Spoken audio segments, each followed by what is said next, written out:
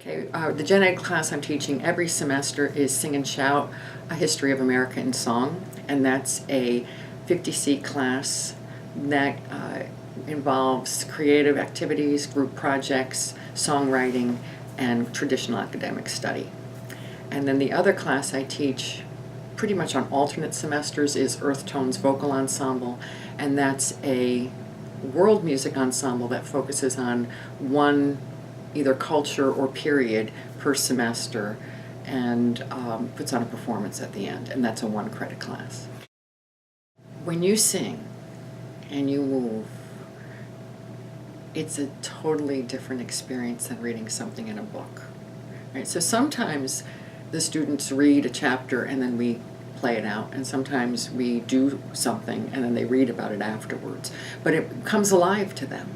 They know what people were doing because they've done it themselves. So one thing we used to study, or you saw, was a play party, which is a kind of a folk dance that was created in the mid 19th century through the mid 20th century and died out.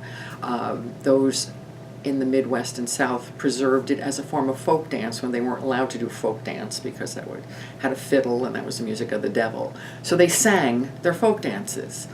So if you read that chapter, you think, well, what's the big deal? But if you play the games and realize the next neighbor lived 15 miles away and you're coming together and you're doing this all night, should this tradition be preserved? And they have a different attitude after doing it.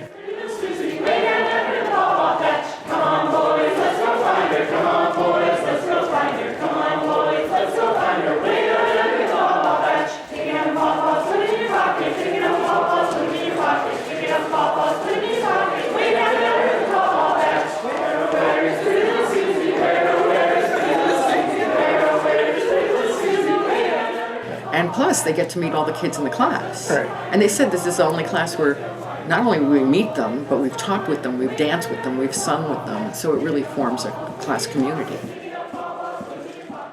The students come from a variety of backgrounds. Many of them know a lot about music. And it might not be music that's studied in a traditional music curriculum, but they know their music. And there are different backgrounds when they come together and work on group projects.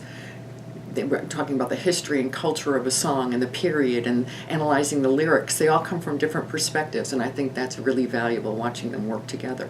I mean, that's what they're going to do in the workforce in different ways, having their opinions and shaping them, and also doing creative projects when they think they can't do this, and then they realize they can write a song. They can write a song about a social issue and make an impact, and some of them are incredibly moving, incredibly moving.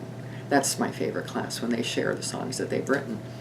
And they realize they understand history, they understand culture, but I think what's also really important is how music is used in varied cultures, and they listen more carefully to what the lyrics are saying.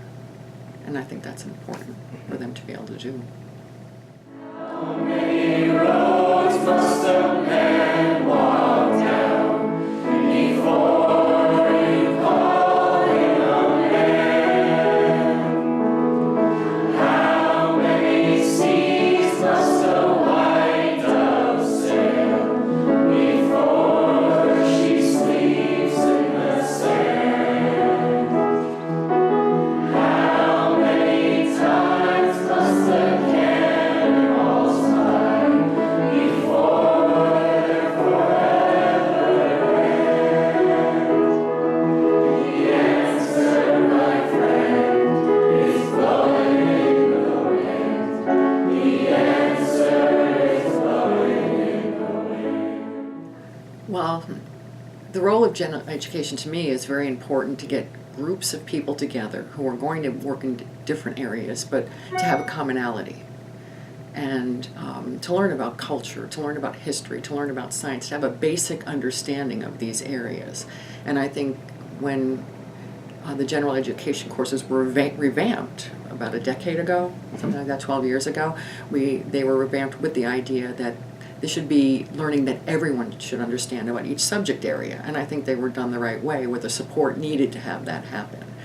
A common knowledge. So when students come out of my class, one went down south for spring break and could talk to somebody he met there about the Georgia Sea Island Singers in Georgia. And he said, and everyone was surprised that I was from Connecticut, but I knew the Georgia Sea Island Singers.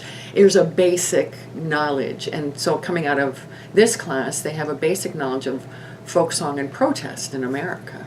And I think they can find weekly how that's applicable today.